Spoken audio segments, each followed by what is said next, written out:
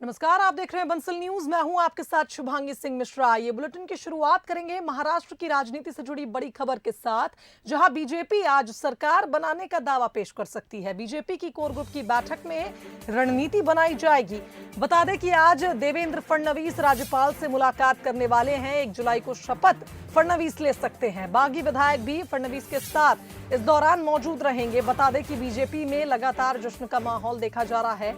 कल देर रात उद्धव ठाकरे ने इस्तीफा दिया, जिसके बाद से बीजेपी दफ्तर में जश्न का माहौल था।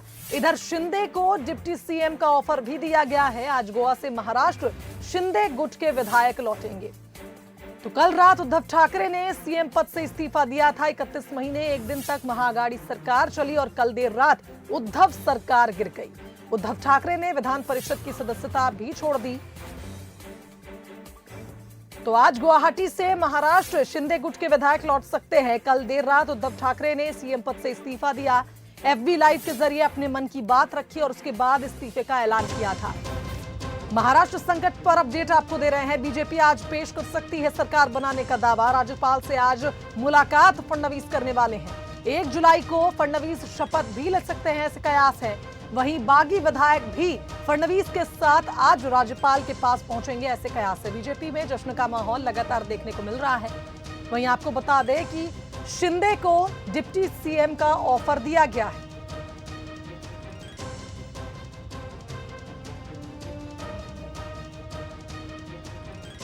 तो उद्धव सरकार कल देर रात गिर गई। उद्धव ठाकरे ने अपना इस्तीफा राज्यपाल को सौंपा और उसके बाद लगातार बीजेपी में जश्न का माहौल देखने को मिला। नहीं चला सकता हूं, लेकिन Shiv Sena is not born for power, power is born for Shiv Sena. हम सत्ता के लिए पैदा नहीं हुए, सत्ता हमारे लिए पैदा हुई। ये बाला साहब ठाकरे जी का एक मंत्र रहा हमेशा। हम वापस काम करेंगे और फिर एक बार अपने बलबूते पर सत्य पे आएंगे। धन्यवाद। कल ईडी ने आपको समझ किया है कि मुझे समझ किया है, मैं कल जाने की कोशिश कर रहा हूँ। मैं एक लॉ मेकर हूँ, मैं मेंबर ऑफ पार्लियामेंट हूँ, मुझे जिम्मेदारी मालूम है। तो बता दें कि महाराष्ट्र में सत्ता पलट चुकी है। संजय राउत को आपने सुना, जो कह रहे थे कि हम सत्ता के लिए नहीं, सत्ता हमारे लिए पैदा हुई है। बाला साहब ठाकरे का उन्होंने जिक्र किया और कहा कि हम उन्हीं के कदमों निशान पर चल रहे हैं। बता दें कि कल देर रात उद्धव ठाकरे ने पहले फेसबुक लाइव में यह बात कही कि वे सीएम पद से इस्तीफा देने को तैयार हैं। उन्हें सीएम पद का लोभ नहीं है, लेकिन उनके अपनों ने उन्हें धोखा दिया। उसके बाद इस्तीफे की बात उन्होंने करी। देर रात राज्यपाल के पास पहुंचे, इस्तीफा सौंपा। कहीं ना कहीं महाराष्ट्र में सियासी उठापटक जारी थी और अब सवाल यही कि आगे बीजेपी किस प्लान के तहत आगे बढ़ती है। तो हमारे साथ न्यूज एड शरद द्विवेदी जी फोन लाइन पर जुड़ गए, उनका रुख कर लेते हैं। शरद जी, कल देर रात उद्धव सरकार गिर चुकी है और अब सभी की निगाहें बीजेपी पर हैं, क्योंकि जश्न का माहौल लगातार जारी है।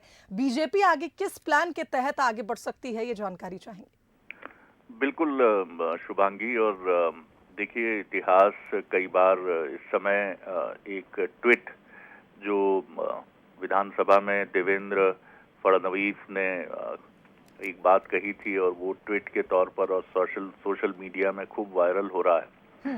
जब नवंबर 2019 में करीब 2.5 साल पहले फडणवीस ने शपथ ली थी मुख्यमंत्री की, लेकिन 80 घंटे में ही उनको एक ऐसे घटनाक्रम के तहत पद छोड़ना पड़ा था जो उनके लिए भी बहुत खराब था और बीजेपी के लिए भी अच्छा नहीं था। जूनियर पवार यानी अजीत पवार, जिन्होंने समर्थन दिया था एनसीपी के साथ बीजेपी को, उन्होंने अपने सीनियर और अपने परिवार के प्रमुख शरद पवार जी के दबाव में वो समर्थन वापस ले लिया और रात के अंधेरे में ली गई शपथ सिर्फ 80 घंटे का सफर तय कर पाई और देवेंद्र फडणवीस को हटना पड़ा।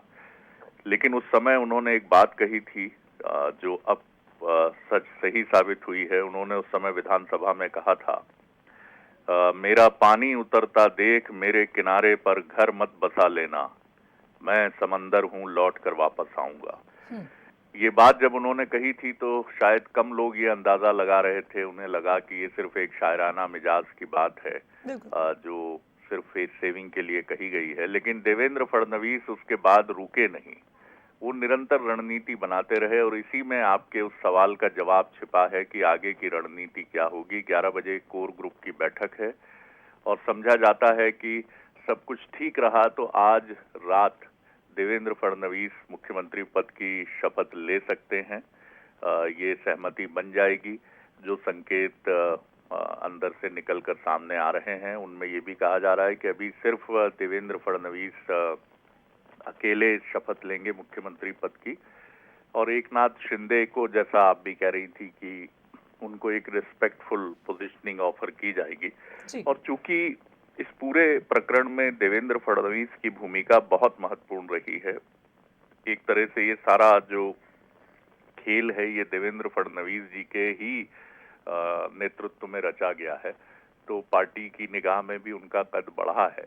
और जो असंतुष्ट विधायक हैं शिवसेना के, वो भी सहमत हैं कि देवेंद्र फडणवीस जी को ही मुख्यमंत्री की जिम्मेदारी दी जानी चाहिए।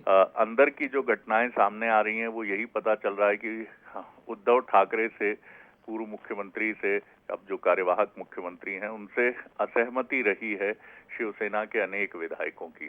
तो शिवसेना का अंतर्विरोध ही यहाँ सरकार गिरने का एक बड़ा कारण रहा है। तो ऐसा लगता है कि जो बात उस समय उन्होंने कही थी, मैं समंदर हूँ, मेरे किनारे घर मत बसा लेना, अब 2.5 साल बाद शायद उनकी ये बात सच होने जा रही है। शुभांगी। बिल्कुल शरद जी, और अब इंतजार बस आज शाम तक के उस फैसले का है जो कहीं ना कहीं बीजेपी ले सकती है। और जैसा कि आपने जिक्र किया कि आज सुबह कोर कमेटी की बैठक भी होगी, उसमें तय हो जाएगा आगे किस रणनीति के तहत बीजेपी और खास करके शिंदे के जो बाकी विधायक हैं किस तरह से आगे बढ़ते हैं। फिलहाल आपका बहुत धन्यवाद तमाम विश्लेषण के लिए। तो देखिए, शिंदे गुट के विधायक गोवा पहुंचे, एक ये भी अपडेट सामने आया, और कहीं ना कहीं ये बात भी लगातार सामने आ रही थी कि खुद देवेंद्र फडणवीस विधायकों के साथ कल देर रात मीटिंग कर रहे थे जब उद्धव ने इस्तीफा दिया और उद्धव की सरकार गिरी। तो कई तरह के समीकरण महाराष्ट्र में बने, और अब सवाल यही कि कितनी जल्दी यहां पर बीजेपी सरकार बनाती है, क्या डिप्टी सीएम बनने का जो ऑफर शिंदे के पास है वो एक्सेप्ट करते हैं, और भारी बहुमत के साथ, या ये कहें कि जो आंकड़ा चाहिए सरकार बनाने के लिए बीजेपी उसको पाकर कितनी जल्दी सरकार बनाती है। कई तरह के सवाल, लेकिन आज शाम तक स्थिति लगभग स्पष्ट हो जाएगी।